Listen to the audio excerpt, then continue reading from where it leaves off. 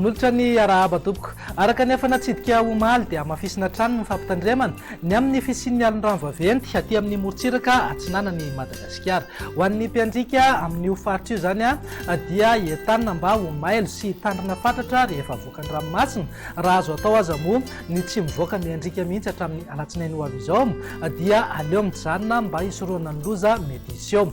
Mety ho tafiakatra hatramin'ny 2 metatra ka hatramin'ny 3 metatra moa izay alin-drano izay, mety ananika hatramin'ny 3 metatra sasa mihitsy aza indraindray. Mahakasika izay ny ranomasina izay hatrany dia tanina ihany koa ny mpiandrika aty amin'ny manodidina Mahajanga ka hatrany Analalava mba hitandrina fatratra rehefa mivoaka miandrika satria andrivotra ny andro indrindra moa ny voamaraina. Andrivotra ihany koa amin'ny ankapobeny ho antsika eto amin'ny afovoantany sy ny fatra avaratry Madagasikara. Raha ny toetry ny androntsika ho amin'ny rampitso maraina izao dia mihamalefaka aloha amin'ny ankapobeny ny tsiko ny varatra azy. Na izany na tsy izany aza dia mety mbola hitoetra ny orana aty amin'ny manodidina ny Antsiranana voalohany sy faharoa, fatra Savana, Lanjorofo, mety hipaka hatrany Toamasina sy ny ilany Atsinanana ny faritry Sofia.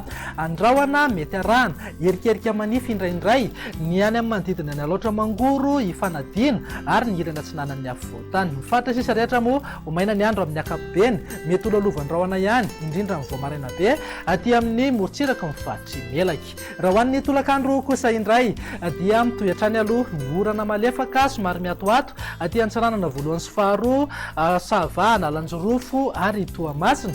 Mety ho lalovana orana tandrifin-drahona any amin'ny manodidina Manakara ka hatrany Farafangana.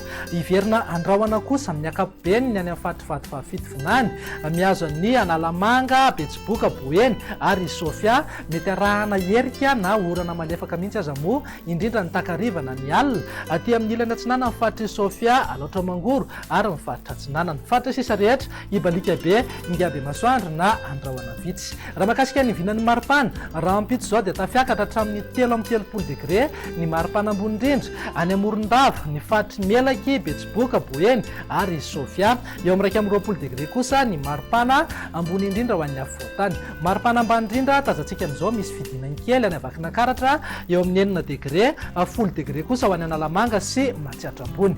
Raha ny vinan'ny toetry ny andro amin'ny alatsinainy kosa indray dia mahazo orana hatrany any aty amin'ny faritry Savana, Lanjorofo, mipakatra ny Toamasina, torak'izay ihany koa morontsiraka ny fatrivato fahafitovonany sy Atsimo Atsinanana.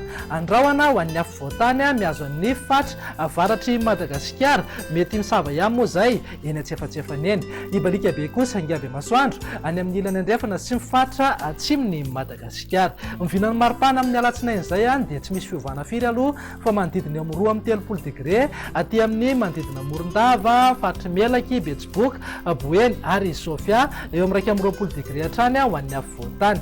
7 ka hatramin'ny 20 degré kosa amin'ny maripana ambany indrindra ho antsika eto amin'ny afovoantany. Andao faranana amin'ny vinan'ny toetry ny andro amin'ny talata ary izay dia saika mahazo orana malefaka hatrany aloha aty amin'ny faritry Savana, Lanjorofo ary Toamasina.